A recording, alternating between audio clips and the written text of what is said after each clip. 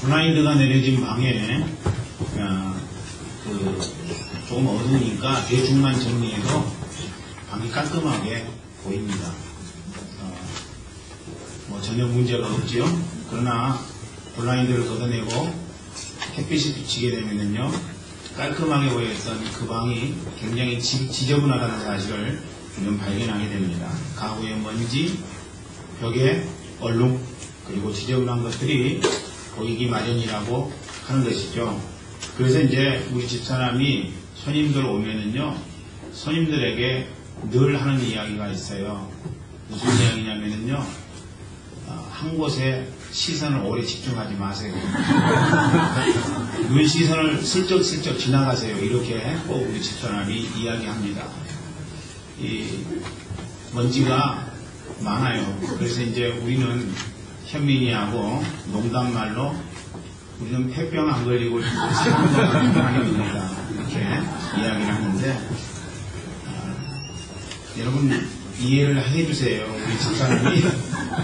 우리 집사람이 게을러서 그런 게 아니고 저 따라다니느라고 방 치울 시간이 없어서 그렇다. 집에 들어오면은요, 저하고 체력이 다르니까 지쳐서 퍼지거든요. 그래서 이제 좀 우리 집이 지저분한 것이지, 원래부터 우리 집사람이 게을러서 이 방을 청소하지 않는 건 아닙니다.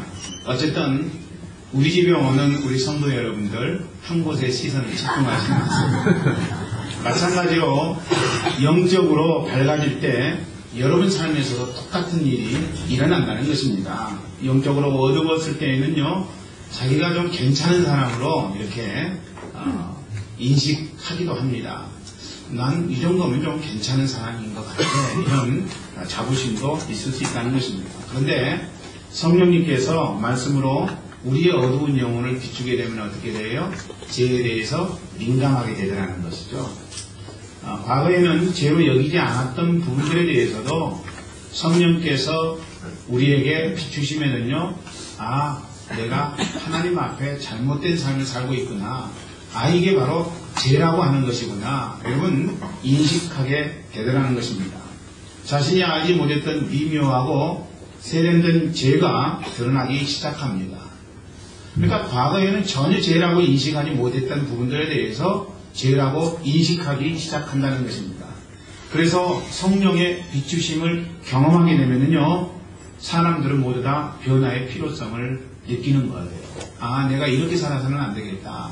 내가 이런 모습 이대로 하나님 앞에 응답하며 산다는 것은 하나님 믿는 자로서, 예수 믿는 자로서 옳지 못하구나. 여러분, 이 사실을 분명하게 알게 된다는 것이죠.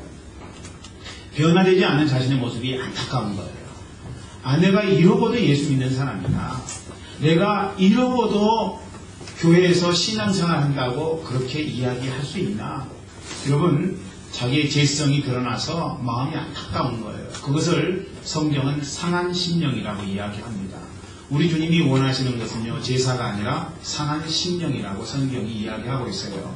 그래서 성령의 강권하시는 역사가 마음 심령 가운데 역사하게 되면은 여러분이 애통하는 마음이 생기잖아요. 하나님 앞에 주여라고 외칠 때 여러분 눈물이 나온 거예요. 그래서 하나님 앞에 통회하는 심령으로 다가서게 되는 것을 우리는 목격하게 됩니다. 오늘 예배는요, 신년 예배입니다. 올 한 해 저는 성화를 향하여 라고 하는 그 내용을 교회에 표어로 삼았습니다. 성화를 향하여.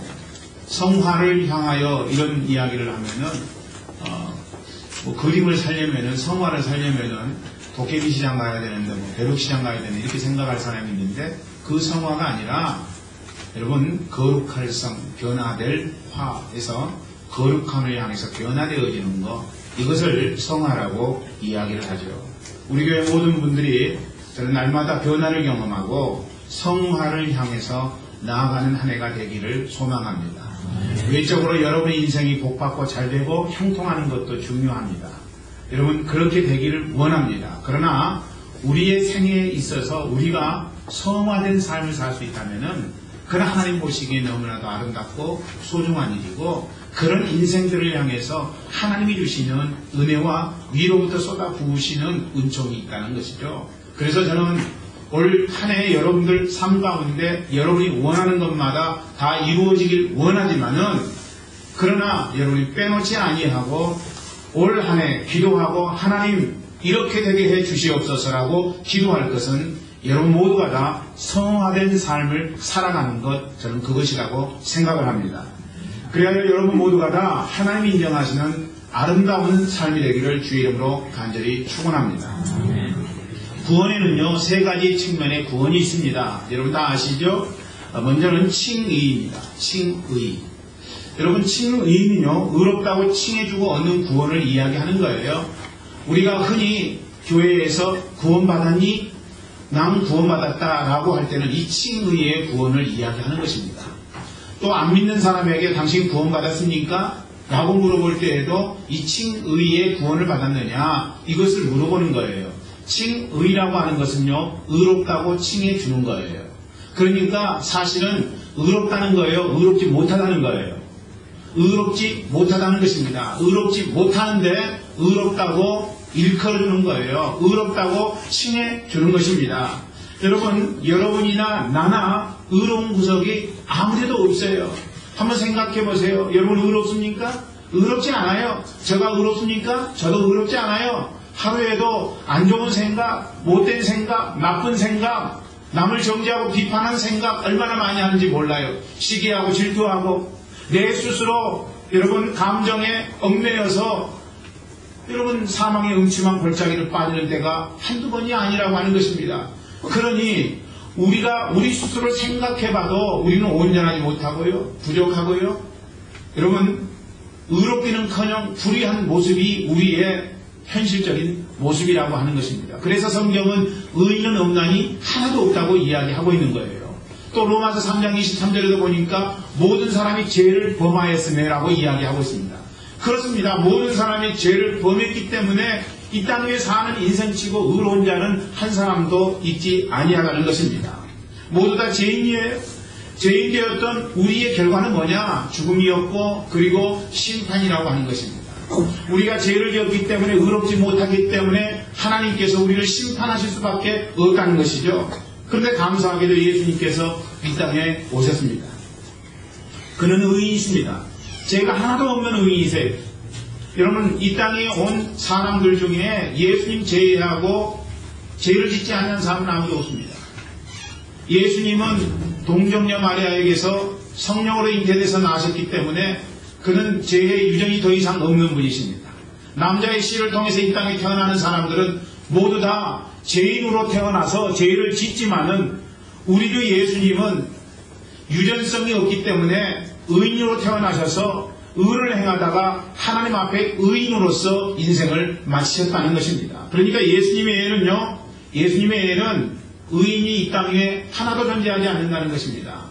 불의한 죄인이 죄인을 용서한다는 것, 그것은 난센스입니다. 이것은 있을 수 없는 일이에요. 어떻게 죄 있는 자가 죄 있는 자를 그 죄의 삭슬 대신 짊어지고 용서해 줄 수가 있겠습니까? 그렇지 않다는 것입니다. 그러니까 구원자의 특성은요, 죄가 없어야 된다는 거예요. 결국 하나님의 말씀에 의하면은 죄 때문에 우리가 죽게 되었고 죽음 이후에는 하나님의 심판을 받을 수밖에 없다고 이야기하고 있는데, 우리가 하나님의 심판을 받지 아니하고 구원을 얻을 수 있는 유일한 방법은 죄 없는 자가 우리를 대신해서 죄의 대가를 지불하고 우리는 그분 때문에 이제 더 이상 죄의 결과로 얽매이지 아니하고 죽게 되는 상황, 심판받을 수 있는 상황, 그 상황으로부터 벗어나야 된다는 것이죠. 그런데 그렇게 할 수 있는 것, 구원자의 특성은 죄가 없는 것이어야 된다는 것입니다. 죄 없으신 예수님께서 우리가 받을 죽음과 심판을 대신 짊어지셨습니다. 바로 오늘 우리가 주의 만찬을 나누면서 예수님께서 우리를 위해서 고통당하신 그것이 바로 우리가 먹었던 떡이고, 예수님께서 흘리신 피를 상징하는 것이 우리가 먹었던 포도주라고 하는 것입니다. 우리가 주의 만찬을 나누는 이유는 뭐예요? 예수님께서 죽고 고난당하고 피를 흘리신 그 일을 통해서 우리의 죄의 대가를 지불하셨습니다라고 하는 사실을 인정하고 고백하는 작업이죠. 이게 바로 여러분 주의 만찬 아니겠습니까? 그리고 나서 우리 주님께서 다 이루셨다 십자가상에서 말씀하셨습니다. 선포하셨습니다. 뭘 다 이루셨다는 거예요? 다른 거 아니에요. 우리 주님이 이루셨다고 선포하신 것은요, 불의한 자를 의인으로 만드는 데 있어서 조금도 부족하지 아니하고 다 이루었다고 그렇게 말씀하신 것입니다. 그래서 요한복음 5장 24절 말씀 보니까 그 내용을 이렇게 이야기하고 있더라고요. 5장 24절 읽어봅니다. 시작. 내가 진실로 진실로 내게 이르노니 내 말을 듣고 또 나 보내신 이를 믿는 자는 영생을 얻었고 심판에 이르지 않으니 사망에서 생명으로 옮겼느니라. 그렇습니다. 우리는 죄인이었어요. 죄인이었습니다. 죄인 아닌 자가 이 땅에 하나도 있지 아니하죠. 그러나 우리는 예수님 믿어서 의롭게 되었습니다. 이게 바로 칭의의 구원인 거예요. 예수님 때문에 불의했지만 의롭다고 칭해주는 것. 그러니까 예수님의 거룩하신 보혈의 능력을 마음 심령 가운데 받아들이지 아니하는 자는요, 아무리 본인이 깨끗하다 해도 그는 깨끗할 수가 없는 것입니다. 예수님의 보혈의 능력, 예수님의 권한을 마음 가운데 받아들이고 예수님이 나를 위해 죽으시고 부활하시고 내 인생의 주인이 되셨습니다 라고 하는 사실을 마음 심령 가운데 받아들인 자, 믿는 자, 여러분 그런 자들만이 예수님의 대속의 은혜를 통해서 이 땅 위에서 칭의의 구원을 얻게 되는 것입니다. 그런 인생은 더 이상 심판이 있지 아니해요. 하나님께서 허락하시는 영원한 생명을 소유할 수가 있게 된다는 것입니다. 그런데 여러분, 구원에는요, 앞에서도 말씀드렸지만 이 칭의의 구원만 있는 게 아니라고 하는 것입니다. 성화의 구원도 있고 영화의 구원도 있다는 것이죠. 영화는요, 영화의 구원은 우리의 몸이 영적으로 변화되는 영원한 그런 생명을 소유하게 되는 그런 상태의 구원이죠. 그건 미래의 구원이에요. 그렇기 때문에 지금 우리가 살아가는 삶의 현장 속에서는 이 영화의 구원이 주어지지 않는 법입니다.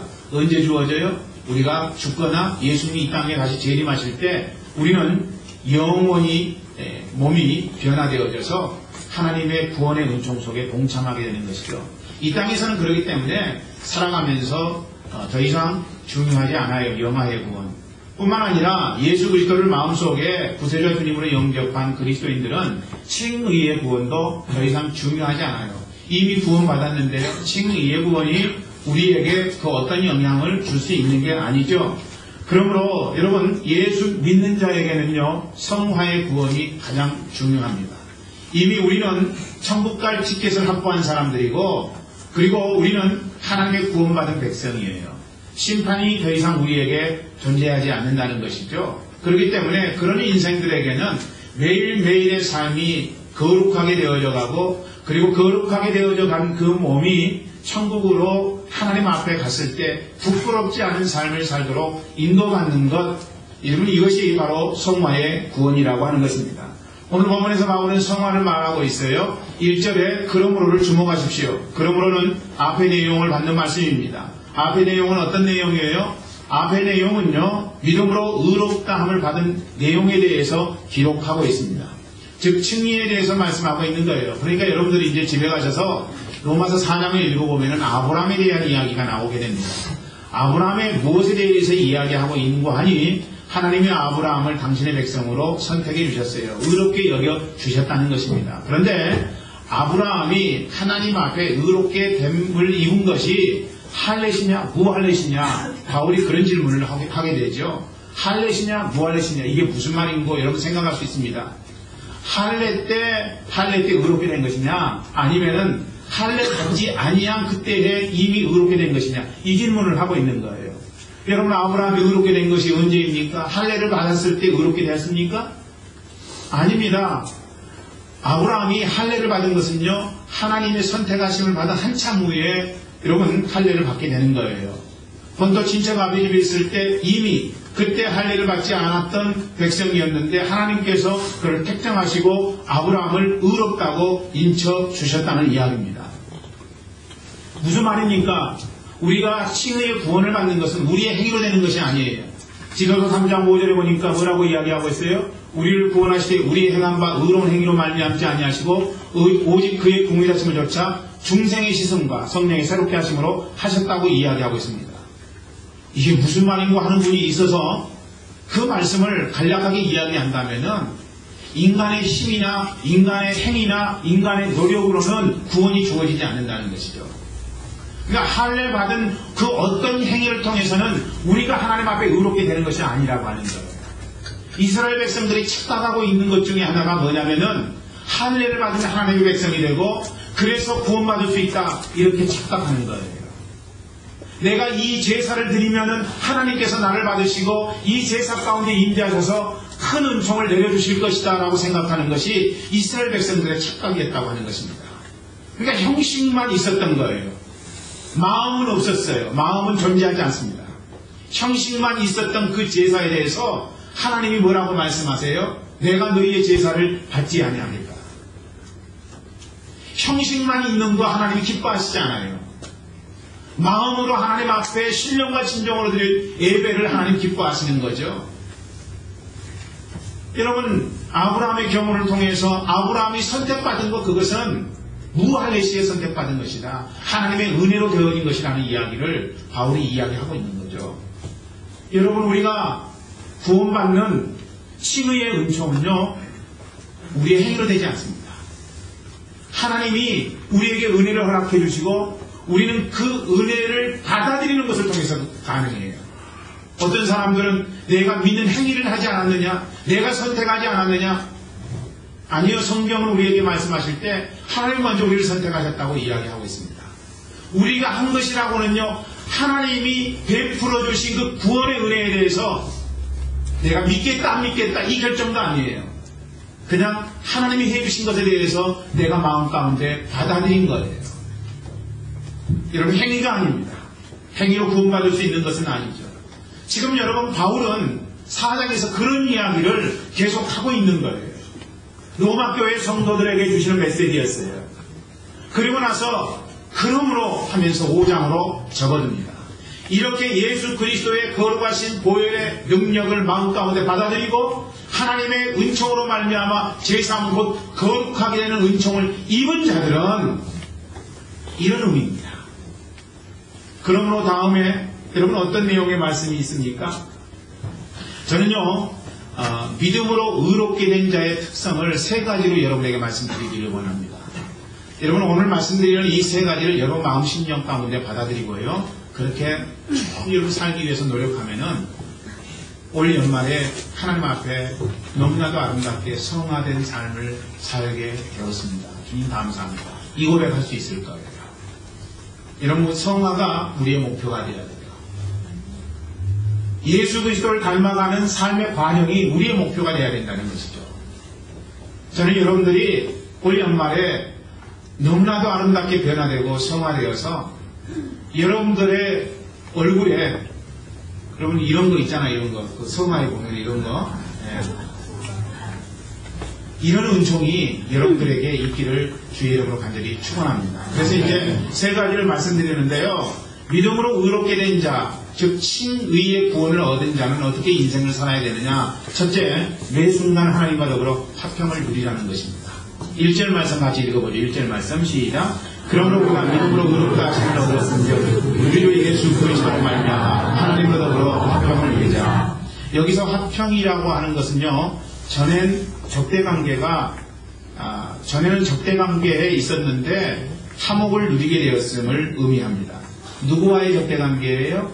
말씀을 자세히 보면은 하나님과의 적대관계입니다. 구원받은 하나님의 백성이 하나님과 적대관계에 있다는 거예요. 칭의의 구원을 받은 사람이 하나님과 적대관계에 있다는 거죠. 누구로 인해 화목됐습니까? 예수 그리스도를 통해서 화목되게 됐다는 것이죠. 죄인인 우리가 하나님과 적대관계에 있었는데 예수님으로 인해서 하나님과 화목하게 되었다. 그런데 여기서 우리가 집중해서 연구해 볼 부분이 있습니다. 앞부분 보면 우리가 믿음으로 의롭다 하심을 얻었은즉, 이미 의롭다 하심을 얻었어요. 칭의의 구원을 받았단 말이에요. 지금 칭의의 구원의 결과를 이야기하고 있는 것이 아니에요. 그러니까 우리가 칭의의 구원을 받기 전에도 물론 하나님과 적대관계에 있었어요. 그런데 예수 그리스도를 통해서 우리가 하나님을 믿게 되고 그래서 하나님과 화목된 관계가 되었단 말이죠. 이게 이제 칭의의 구원인데, 지금 칭의의 구원을 받은 자의 인생 가운데 뭐가 있느냐? 하나님과 적대 관계가 있다는 것을 이야기하고 있는 것이죠. 뒷부분 볼까요? 뒷부분을 보면은요, 우리도 예수 그리스도로 말미암아 하나님으로 더불어 화평을 누리자. 그러니까 화평을 누리자라고 하는 이 말은요, 지금 화평하지 못할 수도 있다는 것을 전제로 두고 한 이야기입니다. 여러분, 칭의를 통해 이루어진 화평이 아닌 칭의를 뛰어넘는 화평의 문제를 지금 다루고 있는 거예요. 소위 성화의 구원을 이루어가는 과정에서 나타날 구분이라고 하는 것입니다. 그러니까 예수 믿고 나서도 여전히 우리는 하나님과 적대관계에 있을 수 있다는 것입니다. 그럴 때는 다시 예수님 통해서 하나님과 화목의 관계성으로 나아가라고 하는 것이 오늘 본문의 말씀의 이야기인 것이죠. 이것이 성화의 과정으로 나아가는 성도의 마땅한 바입니다. 그렇다면 우리가 어떤 때 하나님과 적대관계에 빠지느냐는 것이죠. 옛날에는 하나님을 아예 몰랐기 때문에 하나님과 적대관계에 있었는데 이제는 예수님을 통해서 하나님을 알게 됐어요. 그런데 여전히 하나님과 적대관계에 있을 수 있다는 것입니다. 그렇다면 어떤 때 하나님과 적대관계에 있게 되느냐는 것이죠. 여러분, 단순합니다. 다른 거 아니에요. 자기가 인생의 주인이 되면은요, 하나님과 적대관계에 있게 되고 그런 인생은 화평이 깨져버린다고 성경은 이야기하고 있습니다. 많은 사람들이요, 인생을 사는데 예수 믿고 나서도 자기가 중심이 되어갖고 인생을 살아가요. 여러분, 하나님 주신 화평을 누릴 수가 없어요. 그러니까 하나님 주신 화평이 아니고 내가 내 방법대로 내 생각대로 자아를 향해서 인생을 살아감으로 말미암아 여러분 깨어진 화평인데 그것을 깨어진 화평이라고 하지 않냐고 위장된 화평을 그냥 누리고 영위해 나갈 뿐이라고 하는 것입니다. 많은 사람들이 그렇게 살고 있어요. 여러분은 어떻습니까? 여러분 지금 깨어진 화평인데 그냥 화평한 것처럼 이 자리에 나와서 하나님 앞에 예배드리지 않습니까? 여러분 철저하게 예수님을 통해서 다시 하나님과 화목하십시오. 아멘. 화평을 누려야 된다는 것입니다. 한 번은 런던 타임스가 저명한 작가들에게 동일한 주제의 에세이를 부탁을 했습니다. 무엇이 이 세상의 문제인가? 무엇이 이 세상의 문제인가? 이 타이틀로 에세이를 써주기를 여러 사회의 저명한 작가들에게 부탁을 했습니다. 여러분 무엇이 이 세상 문제라고 생각해요? 어떤 것이 이 세상의 문제 원인이라고 생각하십니까? 질문받은 사람 중에는요, 오소독시를 쓴 G.K. 체스터턴도 포함이 되었습니다. 이제 그분도 글을 썼어요. 그런데 그의 글은 역사상 가장 짧은 에세이면서도 가장 강력하고 정확한 대답이었습니다. 나입니다. I am. 체스터턴이 그런 내용의 글을 썼다는 것이죠. 왜 세상이 변하지 않는가? 왜 우리 집은 변하지 않는가? 왜 우리 교회는 이 모양 이 꼴인가? 여러분 이렇게 우리가 문제의 원인을 내가 아닌 다른 대상으로부터 찾는데 정확한 문제의 원인에 대한 대답은요, 나라고 하는 거예요. 다른 사람이 아니라 다른 공동체가 아니라 내가 문제의 원인이라고 하는 사실을 체스터턴이 그렇게 기록을 했다는 것입니다. 자아가 문제의 원인이죠. 여러분 그래서 자아가 주장되는 곳에는요 평화가 있을 수가 없습니다. 그래요? 맞습니다. 여러분 자아는 주장되지 않아야 돼요. 현재는 내가 내 스스로 나를 어필하지 아니하면은 내 자리를 찾을 수가 없고 내가 받을 혜택도 얻을 수가 없다. 이렇게 이야기하지만요 여러분 이 세상 모든 사람들이 다 자기 중심적으로 살기 때문에 이 세상이 시간이 가면 갈수록 어려움 속에 처하게 되는 거예요. 저는 그렇게 생각을 합니다. 새해에는요 우리 교회 모든 성도들이 자아를 버리고 하나님과 화평을 누리기를 주의 이름으로 축원합니다. 두 번째로 여러분 우리가 성화를 향해서 나아가는 삶 가운데 필요한 것은 뭐냐면요 하나님의 영광을 바라고 즐거워하는 것입니다. 2절 말씀으로 2절 말씀 읽어봅니다. 시작. 또한 그로 말미암아 우리가 믿음으로써 이제는 이 은혜에 들어감을 얻었으며 하나님의 영광을 바라고 즐거워하느니라. 하나님의 영광을 바라고 즐거워하는 것은요 무엇을 의미하는 것입니까? 하나님 바라보는 것을 나 또한 같이 바라보는 거예요. 할렐루야. 하나님 바라보는 것을 나도 바라보는 거예요. 어떤 사람은요, 하나님 바라보는 것과 전혀 딴 곳을 바라보는 인생이 있을 수 있습니다. 여러분, 그런 사람은 성화를 향해서 나아갈 수가 없게 될 것입니다. 뿐만 아니라 여러분, 그런 인생은요, 하나님의 마음이 있는 곳에 자기 마음을 두는 사람이에요. 하나님의 마음이 어떤 마음입니까? 아멘? 여러분, 이렇게 생각해 보는 거예요. 하나님의 마음은 어떤 마음입니까? 내가 지금 이 상황에서 하나님의 마음이 가는 곳으로 간다면 나는 어떤 선택을 할까? 여러분, 이게 우리의 삶 가운데 필요한 것이죠. 또 하나님께서 말하는 것처럼 말하는 거예요. 그렇죠? 하나님이 말씀하신다면 이 상황에서 그 형제에게 어떤 말을 해줄까? 하나님 말씀하신다면 그 자매에게 어떤 말을 해주실까? 하나님의 말씀을 내가 대언하는 자로서 이야기를 한다고 생각하면요, 우리의 이야기는 값어치 있는 이야기가 될 거예요. 아멘? 왜냐하면 하나님이 말씀하는 것처럼 하는 것이니까요. 근데 하나님이 말씀하시는 것처럼 내가 말하지 아니하면은 우리는 가볍게 이야기할 수 있어요. 다른 사람이 상처받든 상처받지 않든 그것과 상관없이 말하게 되는 거죠. 오늘 우리가 여러분 하나님의 영광을 바라고 즐거워하는 것은 뭐냐면은 하나님이 말씀하시는 것처럼 나 또한 이야기하는 거예요. 말하는 거예요. 언제 어느 곳에서든 하나님이 말씀하는 것처럼 말하는 거예요. 또 그런 인생은요, 하나님께서 움직이는 곳에 발걸음을 옮기는 것을 삶의 기쁨으로 여기는 삶을 살아가게 됩니다. 하나님이 여기에 존재하시는가? 하나님이 여기에 거하시는가? 하나님이 함께 동행하시는가? 하나님이 함께 동행하지 않는다면 하나님이 동행하시는 곳으로 돌아가는 거예요. 여러분, 성탄절에 6월절에 예수님하고 함께 6월절 행사를 하기 위해서 예루살렘으로 갔던 이 요셉과 마리아가 다 끝나고 나서 돌아오는 길에 보니까 예수님이 계시지 않았어요. 이런 삶이 되면 안 된다는 것이죠. 우리 주님이 거하시는 곳에 우리도 발걸음을 옮기는 인생이 되어야 되는 것이죠. 동방 박사들이 별을 보고 따라가다가 어느 순간에 자기들의 경험과 자기들의 상식으로 별을 따라가지 아니하고 헤롯 성전에 가서 메시아가 어디 있느냐고 물어봤을 때 2살 아래에 있는 많은 어린아이들이 죽음을 당했잖아요. 하나님이 우리에게 보여주시는 그 길로 우리가 정확하게 갈 수 있다면 그런 인생이 하나님께 영광을 돌리고 즐거워하는 인생으로 인생을 살아갈 수 있다는 것이죠.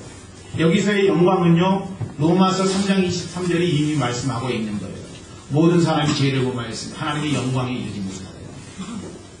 여러분, 죄와는 상관없는 그런 인생이 된 칭의를 경험한 자들만이 하나님 앞에 영광을 돌릴 수 있는 것이죠. 죄인으로서는 도달할 수 없고 죄 없는 자가 가질 수 있는 것을 의미합니다. 즉 하나님의 영이 없는 자는요, 하나님 영광을 바라고 즐거워할 수 없다는 결론이 나오게 되는 것이죠. 그러니까 예수 믿지 않는 사람들은요, 아무리 이 땅에서 착하게 살아도 멋있게 살아도 하나님이 인정하시는 삶이 아니라고 하는 거예요. 그렇게 살아갈 수가 없어요. 하나님 앞에 영광을 돌릴 수가 없는 것이죠. 그리고 하나님 앞에 영광을 돌림으로 얻을 수 있는 삶의 진짜 기쁨과 즐거움을 경험할 수 없다는 것입니다. 이게 여러분이 예수 믿지 않는 사람들의 결국에 갈 길이라고 하는 것입니다. 여러분, 우리는 어떻습니까? 우리는 하나님 앞에 영광을 돌릴 수 있는 그런 자격이 있는 자라고 하는 것입니다. 여러분, 지금 무엇을 생각하고 계십니까? 잘 먹고 잘 살기 위해서 생각하고 분주하고 노력하고 애쓰고 계시지 않습니까? 여러분, 그렇게 살아야 돼요. 애써야 됩니다. 수고해야 돼요. 노력해야 돼요. 성실해야 되죠. 그러나 그 삶의 결과는 뭐 해야 돼요? 하나님 앞에 영광 돌리는 도구가 되어야 된다는 것이죠. 우리가 늘 그것을 생각한다면 우리의 인생은 성화의 삶으로 나가게 될 것입니다. 저는 우리 교회 모든 성도들이 하나님 앞에 영광 돌려야 되겠다는 생각이 삶 가운데서 떠나지 않기를 소망합니다. 그런 인생은요, 가난을 경험해도 하나님 앞에 영광을 돌릴 수 있어요. 아멘. 자족하기 때문에 부족한 것 없이 하나님이 내 인생 가운데 채워주시기 때문에 가난해도 하나님 앞에 영광 돌릴 수 있어요. 부자가 되어야만 여러분 하나님 앞에 영광 돌릴 수 있다고 착각하세요. 부자가 오히려 하나님 영광을 가리는 경우가 더 많습니다. 오늘 여러분 가난하든 부하든 여러분의 처해진 위치에서 하나님 앞에 영광 돌리는 그런 은혜가 여러분에게 있어야 된다는 것이죠. 또 그런 인생은요, 병이 들어도 하나님 앞에 영광을 돌려요. 병이 들어도 하나님 앞에 영광을 돌립니다. 병 들었다고 여러분 낙심하지 마세요. 낭망하지 마세요. 여러분 자꾸 내가 병에게 삶의 인생의 지배를 받게 되면요, 병이 결국에는 나를 잡아먹게 됩니다. 거기에 여러분 인도함을 받지 마세요. 병 들어도 얼마든지 우리의 인생은 하나님 앞에 영광 돌릴 수 있다는 것이죠. 상황이 좋지 않아도 하나님 앞에 영광 돌릴 수 있어요. 여러분 경기가 불경기여도 내가 하고 있는 사업이 잘 되지 않아도 직장이 위태위태한다고 할지라도 오늘 나를 붙들어 주시고 인도하시는 하나님 아버지 앞에 내가 영광 돌리겠습니다. 이 원초적인 목적이 분명하다면은 여러분 우리는 얼마든지 기쁨의 삶을 살고 즐거워할 수 있게 된다는 것입니다. 심지어는요, 죽음의 현장에서도 하나님께 영광을 돌릴 수 있어요. 예수님이 그렇게 사시지 않았습니까? 주님 뜻대로 살기를 원합니다. 주님 뜻대로 살기를 원합니다. 하나님이셨던 그분이 하나님 아버지 당신의 뜻대로 살기를 원합니다. 이러면서 여러분 죽음이 두려웠지만 자기 자신을 부끄러운 일에 내어놓지 아니하고 하나님이 원하시는 의로운 일에 친히 드림으로 말미암아 하나님 앞에 영광을 돌릴 수 있었다는 것입니다. 성경 번역 선교사 도티와 에드 포우엘이 서아프리카에서 선교할 때입니다. 섭씨 50도를 웃도는 그곳에서 도티는 그만 이질로 알아눕게 되었습니다. 우리 한국 사람들은 이질 잘 안 걸리죠. 그 이유가 매운 것을 먹기 때문이라고 이야기합니다. 그러니까 매운 것이 다 나쁘지는 않아요. 또 짠 것도 다 나쁘지는 않아요. 때로는 짠 것이 몸에 좋은 효소가 될 수도 있고 그렇다는 것이죠. 어쨌든 외국 사람이나 일본 사람들은 이질에 잘 걸려요. 이질에 걸리면은요, 이게 상당히 어려운 상황이 되게 됩니다. 무더운 열기로 음식을 잘 소화시키지 못하는 그녀는 기운이 하나도 없었습니다. 심지어 분노와 자기 연민의 눈물을 자주 흘리는 우울증 속에 빠지게 되었습니다. 왜 그래요? 내가 적어도 하나님의 영광을 위해서 이 서아프리카로 왔는데 하나님 해도 너무하시지. 왜 나로 하여금 병에 걸려서 아무것도 먹을 수 없는 상황을 만들으신가? 여러분 도티가 그런 생각을 가질 수 있지 않겠어요? 자꾸 그런 생각을 갖게 되면요, 그 생각이 나를 사로잡게 돼요. 여러분 사단이 나를 미혹할 때 생각으로 범죄하게 만드는 것 아십니까? 내가 자꾸 무능하고 연약한 생각들을 갖게 되면은 그 생각이 나를 사로잡아 버린다는 것이죠. 그러니까 우리가 상황에 대해서 극복하고 여러분 승리의 선포를 할 필요가 있습니다. 내가 절대로 너에게 속지 않는다. 내가 절대로 너에게 속지 않는다. 여러분 이런 신앙의 고백이 우리의 삶 가운데 선포되어야 된다는 것입니다. 어쨌든 여러분 이제 우울증 속에서 하염없는 그런 아픔을 경험하게 됩니다. 그때 이제 주님 앞에 절망 속에서 기도를 하게 되죠. 주님, 제가 무엇을 할 수 있겠습니까? 아무것도 할 수 없습니다. 주님, 제가 무엇을 할 수 있겠습니까?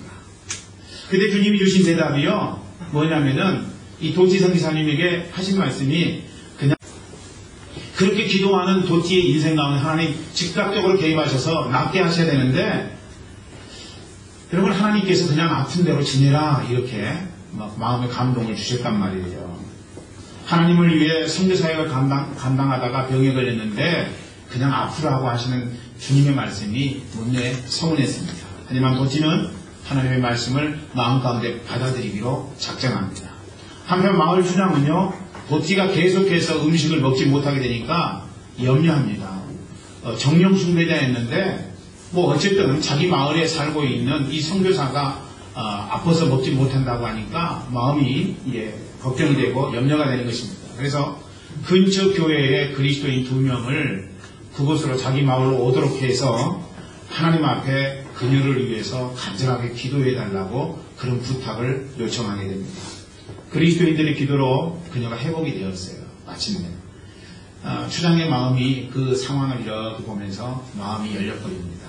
그리고 자기 마을 사람들 중에서 불어를 할 줄 아는 두 사람을 도티가 예배드리는 그곳에 가서 예배를 드릴 수 있도록 허락을 해주게 됩니다.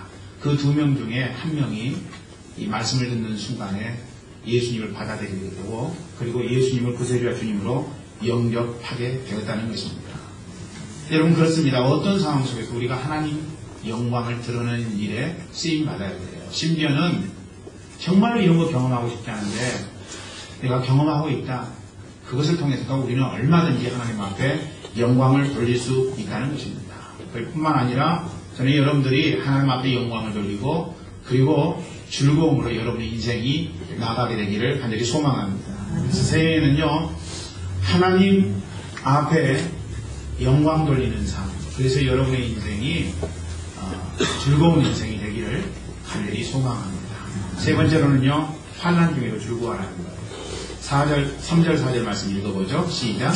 다만 이뿐 아니라 우리가 환난 중에도 즐거워하니 이런 환난의 인내를, 인내는 연단을, 연단은 소망을 이루는 줄 아니로다.